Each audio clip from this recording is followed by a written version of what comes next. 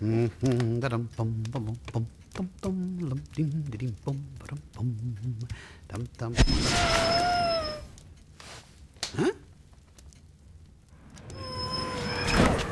Good heavens!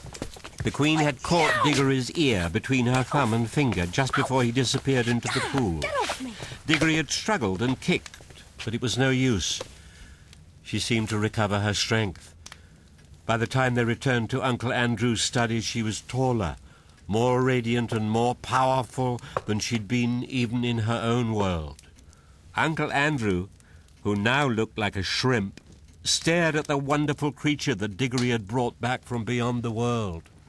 He stood there, bowing and rubbing his hands, his mouth gone dry, and his expression one of fear. Oh dear. Oh dear, oh dear, oh dear. Where is the magician who has called me into this world? Madam, I am most honoured, highly gratified, a most unexpected pleasure. Where is the magician, fool? I am, madam, and I hope to excuse any liberty that these naughty children... You? Let me see your face. Oh. I see. You are a magician. Of a sort. Stand up, dog, and don't behave as if you were speaking to your equals. How do you come to know magic? You are not of royal blood, I'll swear. Well, perhaps not in the strict sense, not exactly royal, ma'am. The Kettleys are, however, a very old family from Dorsetshire. Peace! I see what you are. You are a little peddling magician who works by rules and books. There is no real magic in your blood and heart. Your kind was made an end of in my world 1,000 years ago. But here I shall allow you to be my servant. Oh, I should be most happy, delighted to be of any service. A pleasure, I assure you. You talk far too much. Listen to your first task. I see we are in a large city. Procure for me at once a chariot or a flying carpet or a well-trained dragon or whatever is usual for royal and noble persons in your land. Then bring me to places where I can get clothes and jewels and slaves fit for my rank. Tomorrow, I will begin the conquest of the world. Oh, I'll go and order a cab at once. Cab? That's a chariot of sorts. See to it. Do not dream of treachery. My eyes can see through walls and into the minds of men. They will be on you wherever you go.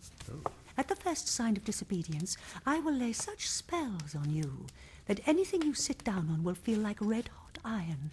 And whenever you lie in a bed, there will be invisible blocks of ice at your feet. Ooh. Now, go. Yes, Mum. What are you going to do with us? With you? I've nothing to do with you. You served your purpose. You brought me here. Then I must get home. It's frightfully late.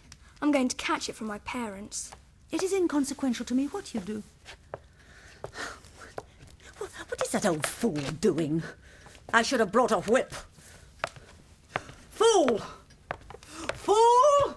Where are you? Oh, this is simply ghastly, having her here. We must make some sort of plan. That's up to your uncle now. It was he who started all this messing about with magic. I have to go home. But you will come back, won't you?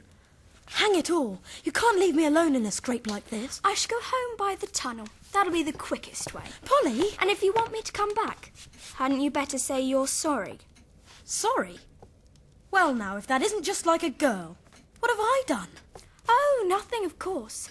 Only nearly twisted my wrist off in that room like a cowardly bully. Only struck the bell with a hammer like a silly idiot. Only turned back in the woods so she had time to catch hold of you before we jumped into the pool. That's all. Oh. Well, all right. I'll say I'm sorry. And I really am sorry about twisting your wrist. There. And now please be decent and come back. I shall be in a frightful way if you don't. I don't see what's going to happen to you. It's your uncle who's going to sit on red-hot chairs and have ice in his bed, isn't it? Oh, it's not him I'm worried about. It's my mother. What if that creature goes into her room? It might frighten her to death. Oh, I see. All right, then. I'll come back if I can. But I must go now. Polly? Thank you. This tunnel. It seemed like such a grand adventure a few hours ago, didn't it? Now I wish we'd played a game at home instead. See you later. If I can. Oh, I do hope we can get this mess sorted out. And where is Uncle Andrew?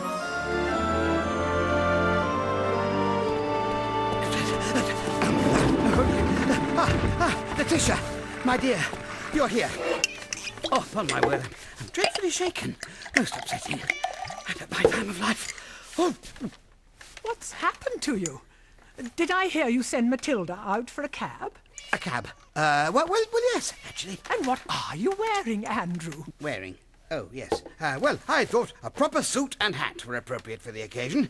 She's a superb creature, you know, and I'm a well-preserved fellow, if I may say so. Superb creature? Occasion? What are you on about? It's difficult to explain right now, but do be a good girl and lend me £5 or so. I have to go out. I certainly won't. How many times have I Now, told please you? don't be troublesome, my dear girl. It's most important. You'll put me in a very awkward position if you don't. There's someone important that I must entertain. And who, pray, are you going to entertain? Now, slave, how long am I to wait for my chariot? Good heavens! Well, I sent for a cab. Who is this young person, Andrew, may I ask? It's a distinguished foreigner. A very important person, you see. Rubbish. She looks like a shameless hussy. Young lady, you're to leave my house this moment or I'll send for the police. what woman is this? Down on your knees, minion, before I blast you. No strong language in this house, if you please, young woman. Charnically forani an. What? What has happened to my powers? I thought as much. The woman is drunk. Drunk! If you please, sir, Mum, the hansom cab has come. Then lead on, slave. Yes, of course. Andrew? No time now, Letitia. Later! I've never seen such a thing. Did you see that woman, Matilda? Yes, Mum. She must have escaped from a circus somewhere. And drunk as well. Andrew will come to no good, I know it. Uncle Andrew? Uncle Andrew! Oh, hello, Aunt Leti. Is Uncle Andrew here? I should say not. He left with that woman. Oh, no. What do you know of it? Only that I think I know how to take her away from here. Take her away? Yes. You see, if I can touch her and then slip on my yellow ring, we shall both go into the wood between the worlds. She seems harmless enough there. Then our world will be safe. It's the only way. Has everyone lost their minds today? Which way did they go? They took a cab. Oh, I must hurry. You'll do no such thing, young man. I haven't seen you for hours, and when I do, you speak nonsense. I won't have you rushing out into the street in this frame of mind. It's bad enough that your uncle has gone off with that creature. But Aunt Leti... Not another word. I want you to take a meal up to your mother. I'm sure she would like to see you, but you mustn't say anything that will upset her. Poor dear. I do wish we had something to give her that will make her well again. What have you made for her, Matilda? What the doctor said to give her, you know. And Mrs. Finnis from next door brought her some grapes. How thoughtful. Though I'm afraid she needs fruit from the land of youth to help her now. Nothing in this world seems to be helping. Don't dawdle, Diggory. Go on. See to your mother. Yes, Aunt Leti.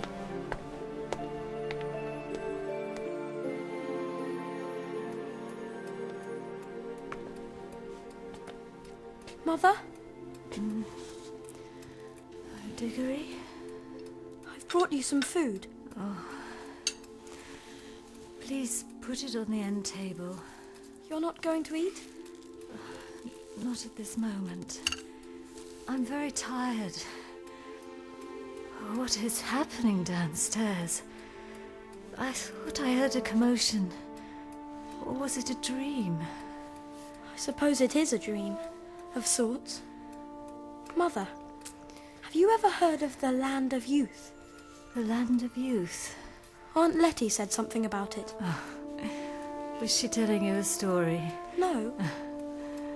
Oh, well, it's one of those phrases adults use sometimes, I think. I'm so tired. Yes, but what if adults use that phrase because there really is a land of youth somewhere, but they've forgotten where? And it had fruit with special powers, and what if there were magic rings that could take you there? A yellow ring, for example, that a boy might have in his pocket, and he could touch it and go to the land of youth, and all would be well again. You would be well again. Mother?